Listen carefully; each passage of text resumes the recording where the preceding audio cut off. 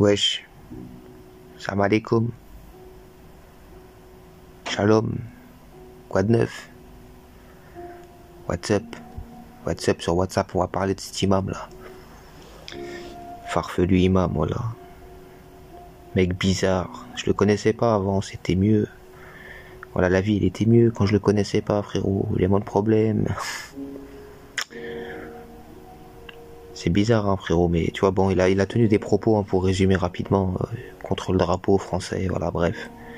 Pour ceux qui vivent dans la caverne. Donc la France, ils l'ont expédié en Tunisie. Ils lui ont dit dégage de notre pays. Puisque t'aimes pas notre drapeau, dégage. Et il s'est défendu là, j'ai vu ça dans les médias français. C'est bizarre ce que je vais dire, frérot, mais dans sa défense, j'étais triste pour Dieu. Sinon c'est bizarre, je sais pas comment t'expliquer, laisse tomber. Mais je me comprends. Là, je me suis dit, frère, c'est quel serviteur ça?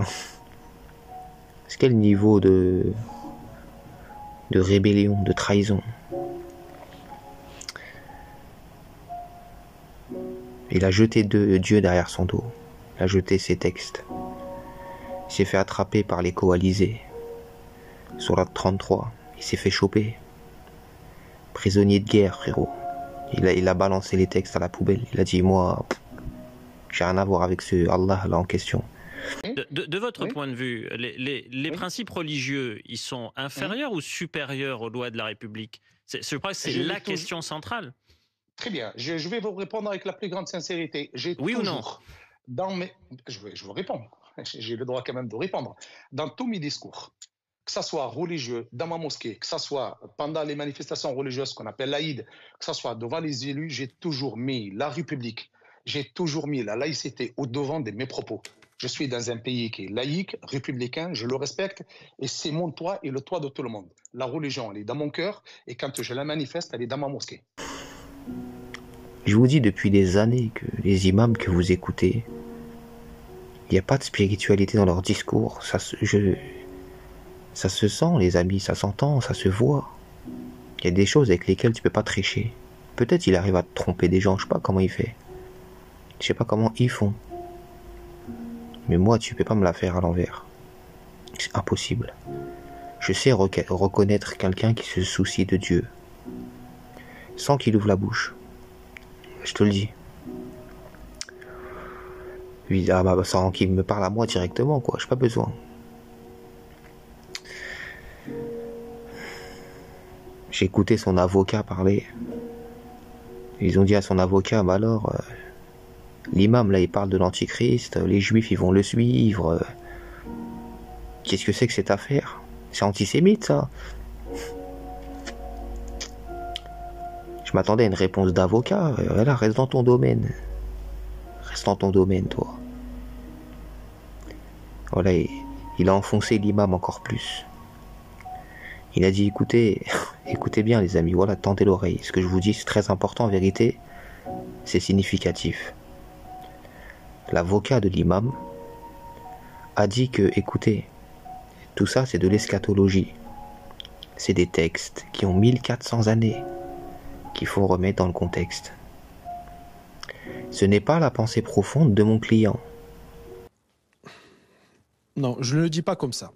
Il y a des propos que vous rappelez dans cet arrêté qui ont été tenus dans un contexte de prêche qui dure généralement entre 45 et 50 minutes. Un mot rapidement, pardon, je sais que nous devons aller assez vite. Le hadith qui a été cité concernant les juifs, ça s'appelle de l'eschatologie. Ça existe dans le judaïsme, dans le christianisme et dans l'islam. J'en appelle tout de suite, moi, aux autorités de ce pays, au président de la République, au ministère de l'Intérieur et aux autorités représentatives des musulmans, de reprendre tout ça en main et d'apprendre à ces prêcheurs, mon client le premier, d'apprendre à ces prêcheurs à prêcher convenablement et à expliquer leurs propos dans un contexte. Monsieur, ce que vous dites, je le comprends. Ceux qui nous écoutent doivent comprendre que je comprends qu'ils soient choqués ou interloqué. Mais à aucun moment il n'a tenu un propos personnel visant à dire mais les juifs c'est des ennemis, les femmes c'est des inférieurs. Ce sont des propos qui relèvent de l'eschatologie classique islamique qui date de 1400 ans, dont les sources sont contestées par ailleurs. Il faut simplement rappeler que ce ne sont pas des propos qui tient de son propre chef, dans le sens, je ne dis pas qu'il a été contraint de les tenir, dans le sens où il pense ça. Il cite des textes religieux. Il cite des textes. Ce n'est pas. D'accord, mais vous reconnaissez vous-même qu'il n'aurait pas dû le faire. Vous reconnaissez vous-même qu'il aurait dû être d'une certaine manière formé pour ne pas tenir ce genre de propos face à des fidèles. Je confirme à 100% ce que vous venez de dire et je vais même plus loin. Monsieur Majoubi a été extrêmement maladroit. Monsieur Majoubi n'est pas formé pour prendre une parole publique devant un auditoire de plusieurs centaines de personnes. Voilà, quand j'ai entendu ça, j'en revenais pas. Je me suis dit, c'est en train de dire aux gens ce qu'on prêche dans la mosquée. Nous, on n'y croit pas, on sait très bien que c'est faux, mais on le prêche. Ça m'a fait penser à tout ce que je dis depuis le début sur ma chaîne YouTube. Écoutez bien les frères, il y a deux islams. Il y a deux putains d'islam, il y en a un qui est à la mode, de ouf. Il y a l'islam de la coutume, de la tradition, de l'orientalisme, de l'héritage culturel. Et il y a l'islam de l'acceptation dans le cœur. C'est deux choses différentes.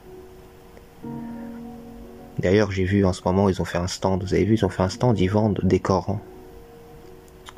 Je sais plus, à Carrefour, un truc comme ça. Ils vendent des stands, enfin, ils vendent des Corans. Et tu sais ce qu'ils vendent à côté des Corans? Des couscoussières, des théières, des tapis d'Aladin. Des Corans. Alors en plus des livres de Coran, ils nous ont mis donc les couscoussières qui sont en promotion, donc c'est 40% de remise immédiate, elle est à 60 €, elle revient à 36 €, c'est une 35 cm de diamètre. Ouais. Parce que l'islam, c'est ça l'image de l'islam. C'est la religion des Arabes. Et moi je parle pas à ces gens-là qui prennent l'islam comme quelque chose de culturel. Écoutez bien, moi, je suis musulman aussi comme ce prétendu imam. Ok, ce qu'il affirme en ce moment, quand il parle du Coran comme un texte d'ancien, comme de l'eschatologie vulgaire, c'est pas ma pensée à moi, 5-5. C'est pas ma pensée à moi. Moi, je crois dans ce que le Coran me dit, dans le présent. Ok? Et Jésus, il est plus important que Macron dans mon cœur.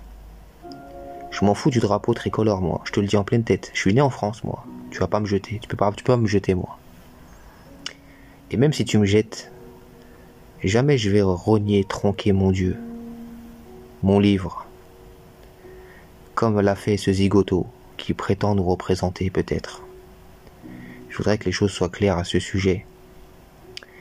Je suis conscient que ces imams à deux francs n'ont aucune spiritualité, aucune relation avec Dieu. On le voit. Il suffit que ça secoue un peu, et puis ils renient tout ce qu'ils croient, tout ce qu'ils prêchent dans leur mosquée. Toi, petit naïf, tu vas t'asseoir derrière lui à la mosquée. Tu l'écoutes et tu le regardes avec des grands yeux. Masha'Allah. Cet homme est bien guidé. Tu sais pas à quel point il méprise et il néglige son Seigneur dans sa poitrine. Regarde comme il a balancé ses textes à la poubelle. Il a dit pour sa défense que c'était des textes d'anciens, à remettre dans leur contexte historique. Il a renié son Dieu devant tout le monde, parce que les coalisés l'ont attrapé. Où est-ce que vous voulez aller? C'est pas technique, c'est pas compliqué.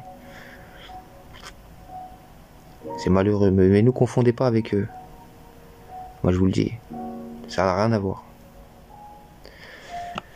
Bref, force à vous l'équipe. Donc les lois de la République pour vous sont au-dessus. Vous répondez oui à cette question.